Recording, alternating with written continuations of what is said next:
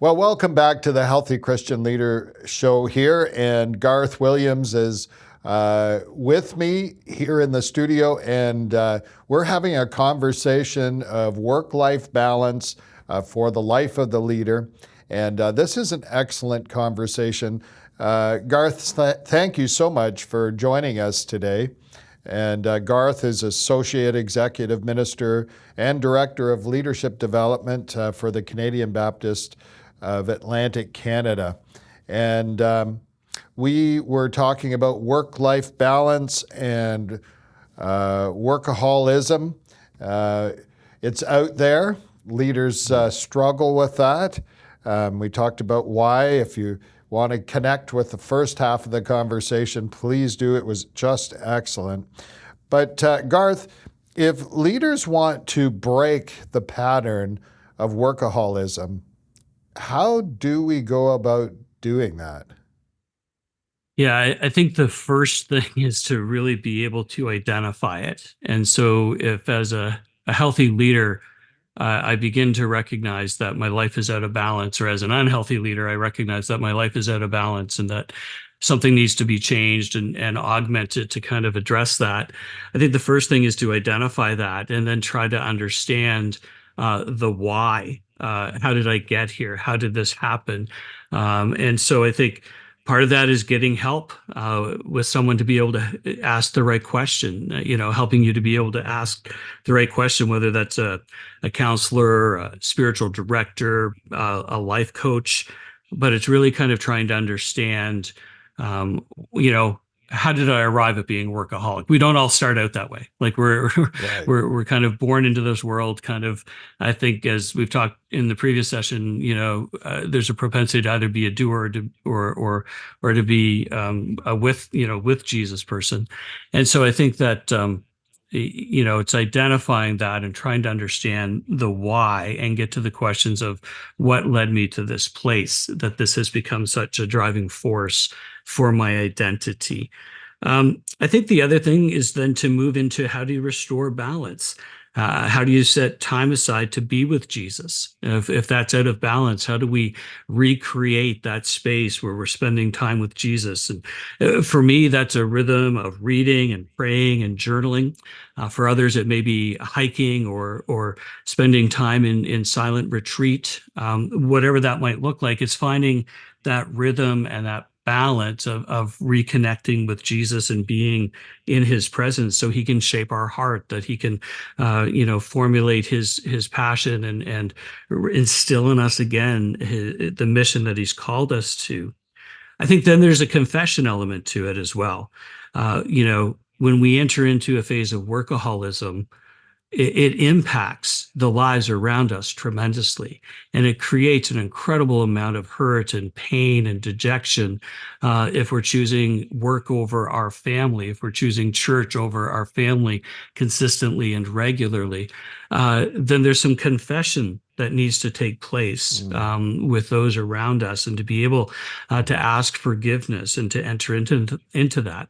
And then there's a good chance that the reason we're a workaholic is because somewhere along the line, we didn't get what we needed in some capacity or some way from those who have existed in our life.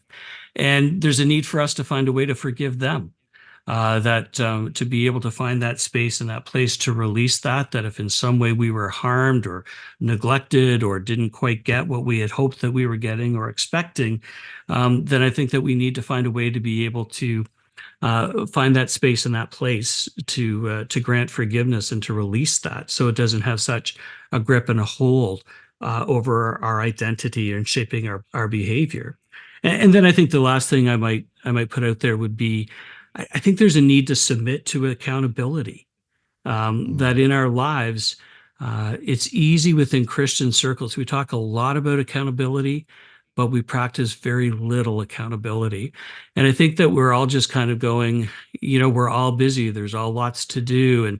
And submitting ourselves into an accountable relationship is hard, and it takes a lot of work. It's raw at times. And so, but I think to keep us from slipping back into old patterns, it's having spiritual friends along the way. It's having a spiritual director along the way. It's having a life coach along the way who holds us accountable to those highly important issues in our life, so that we're focused on being with Jesus, and out of our being comes our doing, and Mm. not out of our doing do we shape our identity, but we seek to pursue what He's called us to. Oh, I love this conversation. I would imagine, Garth, with the reality of many elements coming into the issue of workaholism, it's probably not just a switch you walk to the corner of the room and flip off. It's probably a process, I would imagine, that we have to nurture over a period of time to Yeah. transition into a new pattern. Yeah, absolutely. And, similarly, we don't get to be a workaholic or into that space where we're out of balance quickly either. That's often developed over a whole lifetime. Um, you know, I sometimes will talk about, uh, I grew up on the west side of St. John, just right on the coast with the Bay of Fundy. And the ground was terrible, but my dad was committed to being, having a garden, and every year he would till the soil to try to break it. It was hard, and every year that he tilled it, there were all of these rocks that came up to the top. And it didn't matter how many years we lived there and he tilled the garden, there were all of these rocks that every year he needed to take out. And I often think of that in relationship to our journey as pastors, as leaders, as Christians.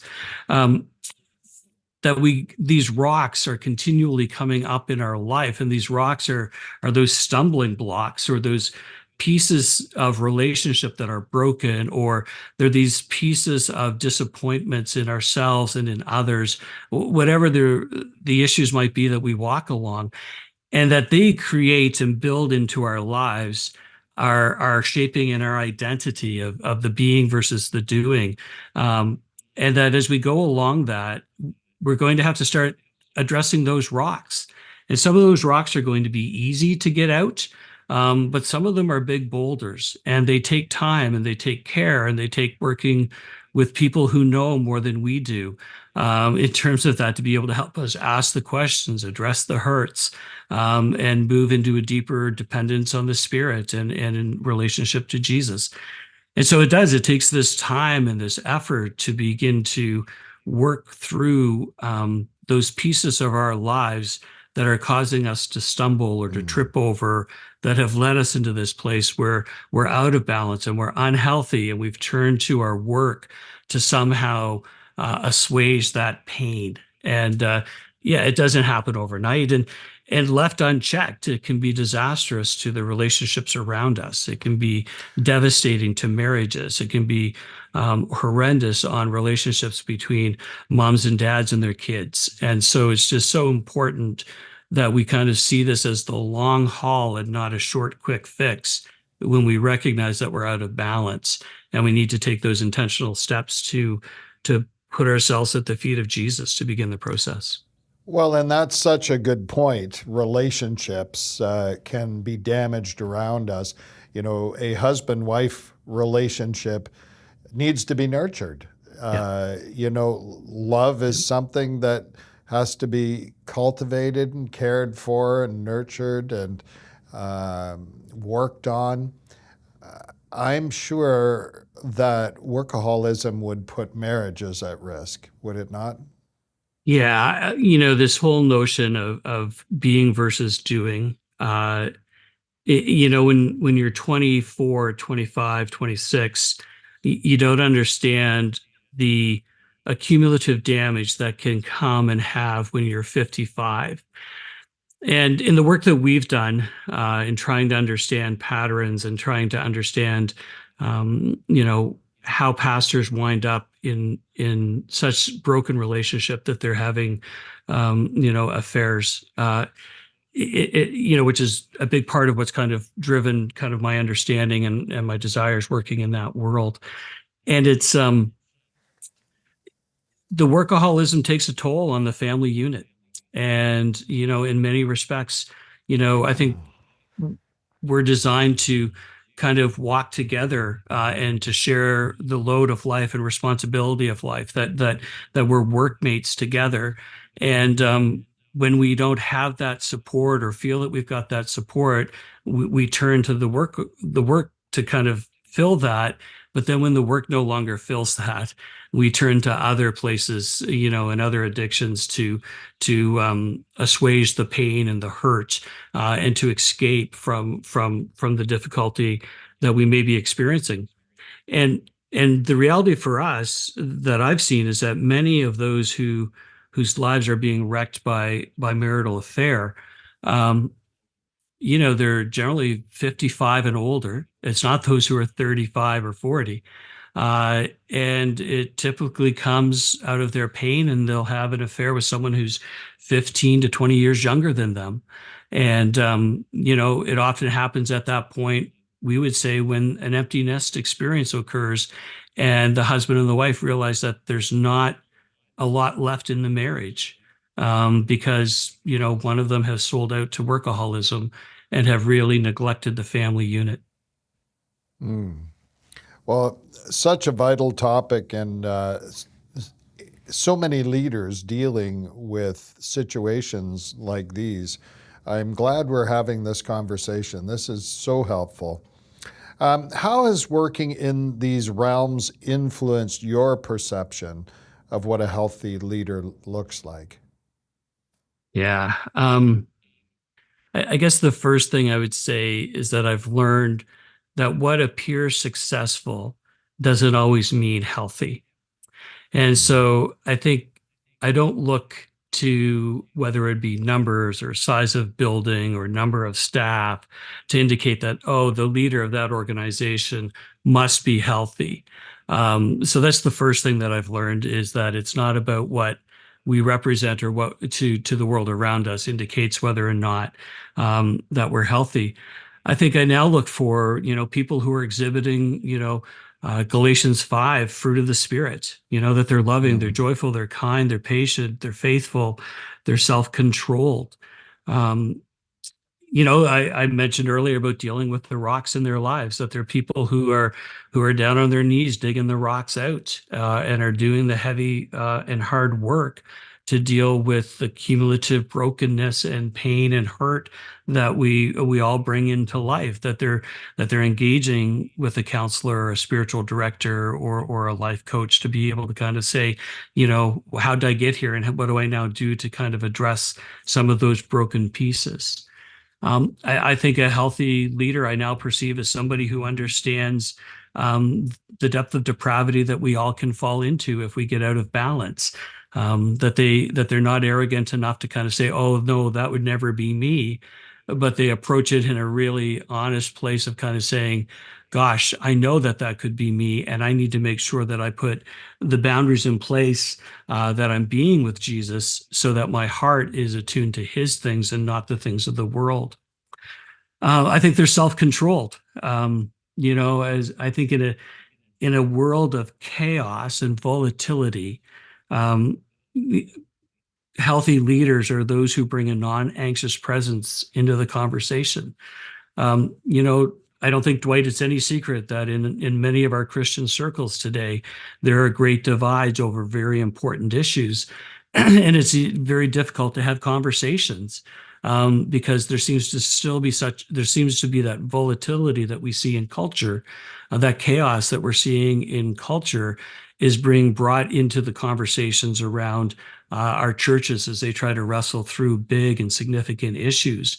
And so I see healthy leaders as those who bring a non-anxious presence into that context, and they bring a calmness and a rationalness and a reasonableness as they exude the fruit of the Spirit into those difficult situations. Yeah, and then I would say I think they're present with their family. I think that's a key component, that when they're with their family, they're present in the conversation. They're not on their phone. They're not on their laptop or their iPad. They're not being distracted, but that they're actually fully there and engaged with their family. They're at They're at the curling rink with their kids. They're at the bowling alley with their kids. They're out on a date night with their spouse, and they've committed to kind of being in that and being present in the midst of it. And those are some of the things. I mean, there's probably more as if we thought longer about it.